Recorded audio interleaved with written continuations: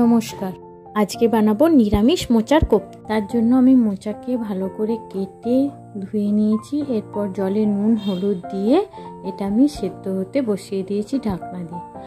আর এই সময় আমি ওইদিকে সামান্য পেঁপে নিয়ে সেটাকে কুড়িয়ে নিয়েছি। এটা সেদ্ধ হয়ে গেছে। এবার হালকা ঠান্ডা করে ভালো করে চেপে চেপে জলগুলো বার করে নিয়ে কোরানো পেঁপের সঙ্গে মিক্সড করে ফেলবো।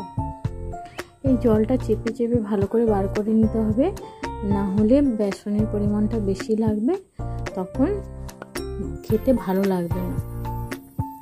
এই পেঁপেটা সম্পূর্ণ অপশনাল, পেঁপের বদলে আলু ব্যবহার করে যেতে পারে।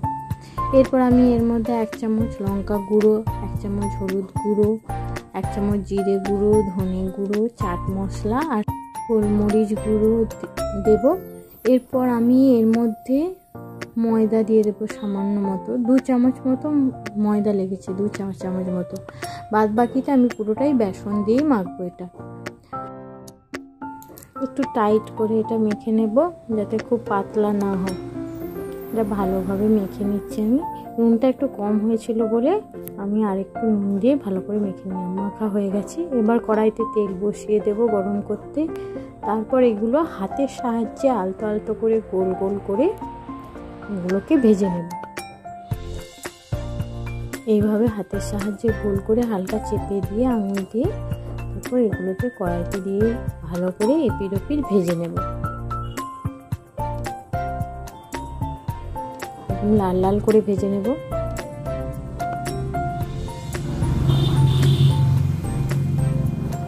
ভাজা হয়ে গেছে। এবার আমি কড়াইতে ডুমো ডুমো করে কয়েকটা আলু কেটে নিয়েছিলাম, আলুগুলো দিয়ে দিয়েছি। এটা সম্পূর্ণ অপশনাল, আলু ছাড়াও করতে পারেন। এটা আমার আলু ভালো লাগে বলে আমি আলু দিয়েছি। আমি এইদিকে এই সময় দইয়ের সঙ্গে সামান্য চাট মশলা দিয়ে একটু পেস্ট তৈরি করে নেব। আর একটা পেস্টও আমি করেছি, যেটা ক্লিপ নিতে ভুলে গেছি। টমেটো, আদা আর কাজু বাদাম ভালো করে পেস্ট করে নিয়েছি আমি। এটা সম্পূর্ণ নিরামিষ রান্না।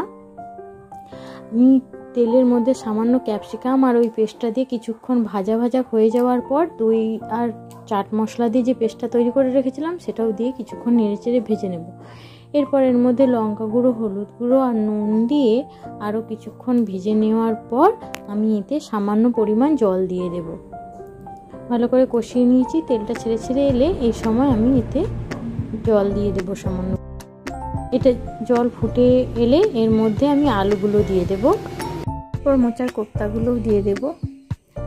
এর মধ্যে সামান্য ঘি দিয়ে ঢাকনা দিয়ে কিছুক্ষণ রান্না করে নিলেই রেডি হয়ে যাবে মোচার কোপ্তা। এই নিরামিষ রেসিপিটি ভালো লেগে থাকলে লাইক করে দেবেন এবং শেয়ার করবেন। চ্যানেলে নতুন হলে সাবস্ক্রাইব করে দেবেন। পুরো ভিডিওটি দেখার জন্য অনেক ধন্যবাদ। আপনার আগামী দিন শুভ হোক।